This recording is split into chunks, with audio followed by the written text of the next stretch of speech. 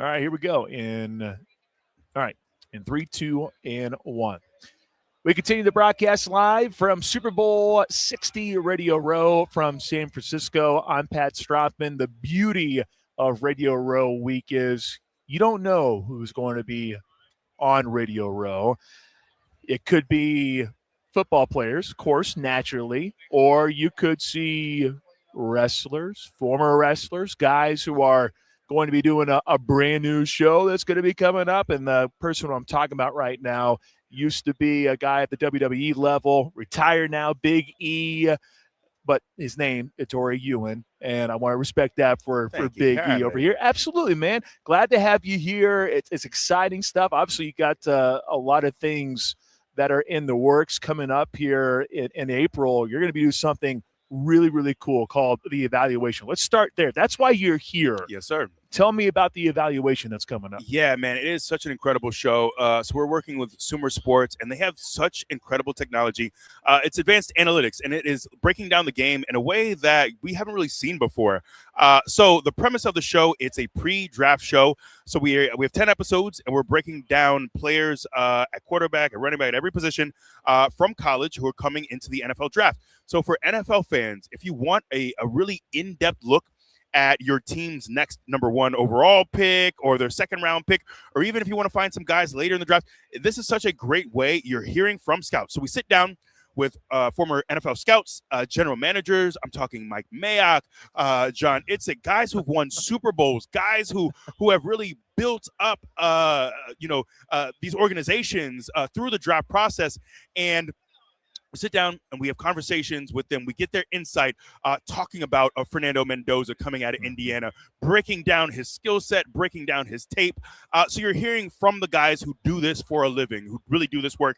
And we also use Sumer Sports and their technology, their analytics to really break down these players, to break down the game in really fascinating ways. So you want to talk about expertise. You want to talk about just getting people with the most knowledge about the game, breaking down these players coming into the draft and evaluating them. That's what we do. And then I had the time of my life getting to talk to Marshall Faulk, talk to Eli Manning, talk to Joe Thomas. We're talking Super Bowl MVPs, Pro Football Hall of Famers, absolute legends of the game. And I got to talk to them about their process. I got to talk to them about being scouted, about what they're looking for at quarterback, about footwork, about all the nuances of the game. So if you're a football nerd like me and you want the best insight, you're absolutely going to get it on the evaluation. And the show comes out. Our premiere is February 12th on the Sumer Sports, SUMER, YouTube page, the evaluation. Yeah, I love it. Okay, yes, absolutely. Thank you so much for the breakdown of that because it sounds awesome. And Sumer obviously does a lot of good stuff. So that's fantastic. All right,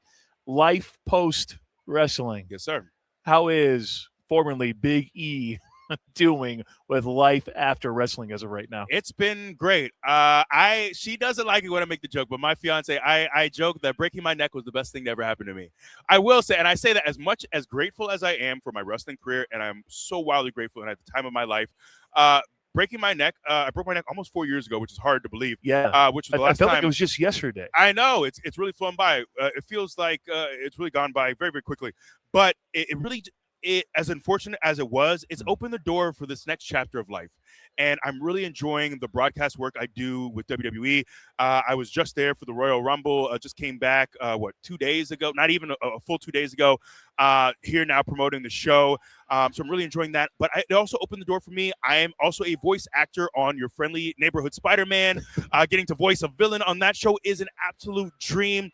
This incredible property in Spider-Man. And I'm a part of that show. We actually started recording for season 3 as well. So that has been a blast. I've gotten to do some short films. I got to do a feature film with Randy Couture, Tommy Davidson, Jennifer Esposito. So getting to act, getting to host, getting to voice act. It really has, unfortunate as it was to break my neck and my wrestling career being over, it's opened the door for this next chapter of life. And wrestling has a finite limit. I knew for me, I really didn't want to wrestle deep into my 40s. But now I'll be 40 very soon. But this is something I can do. I can do this broadcasting work. I can do hosting, acting, voice acting. This is stuff I can do for another 20, 30 years, God willing. But I'm really, really grateful for this next chapter and just jumping into some different things, different projects, and I've had a blast. Yeah, you don't have to worry about taking bumps. That's the beautiful part about broadcasting. You don't have to Yeah, worry about taking bumps it's a at lot all. less dangerous. As fun as taking bumps was, this side of things is a little bit safer. Just a little bit safer. Take me back to college days. You're at Iowa. Yes, sir. And then you have an injury as well. More than one. I tore my left ACL, right ACL, broke my right patella, and tore my left pec in 2.5 years. So, simply put, you're used to the minor setback, major comeback story. It's just what you're used to because you're used to that type of thing.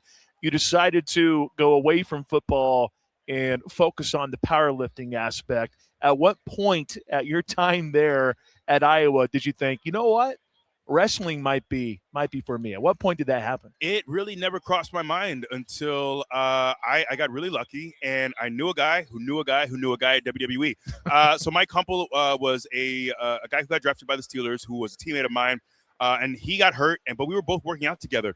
And it just so happens that he knew a man named Mike Doty, and Mike Doty met Jim Ross, who was with WWE at the time, randomly on a plane, and they had this conversation and essentially set him up as a scout.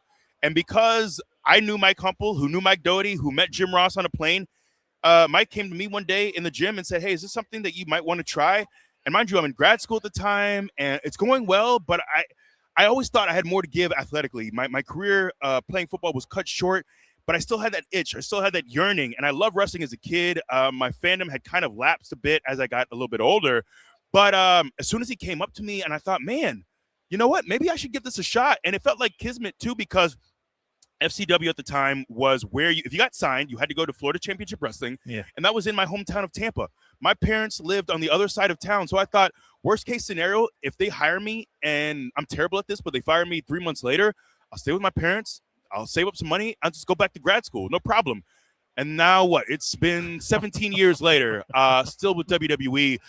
So I feel so fortunate. I kind of lucked into this wrestling life, WWE life, but it has opened so many doors for me, and I'm so grateful for it. Was it a big challenge to go from, hey, I'm a football guy, but now I'm a powerlifting guy, to a whole different world of wrestling? Everyone thinks, yeah, there's a natural transition. There's definitely this natural feel, former football player being a wrestler, but surely the transition wasn't as smooth as probably what most people think it is. No, look, there are some stories of like Kurt Angle, who's a guy who just picked it up like that. I was not one of those guys. So the biggest thing for me, the difficult part, was learning to be an entertainer. When I played football, you're under a helmet, and I was not a gregarious personality. I was a quiet, introverted kid. Even in college, I kept to myself for the most part. So learning to be a personality, to connect, to talk to people, to do interviews, to be bigger than life, that all took some time to finally be able to get down. But also, you're out there and learning how to look like I was killing guys without killing guys, that was an adjustment too, because in football, you hit guys as hard as you can every single play. And wrestling, you have to take care of your opponent. It is entertainment. So that was an adjustment as well. So it took me some time. Even when I got to the main roster, man, I cringe at some of those promos. And that was like 3-4 years of training. I'm cutting promos. I'm like, oh, that is awful. So it took me some time to get that comfortability, to get my feet wet.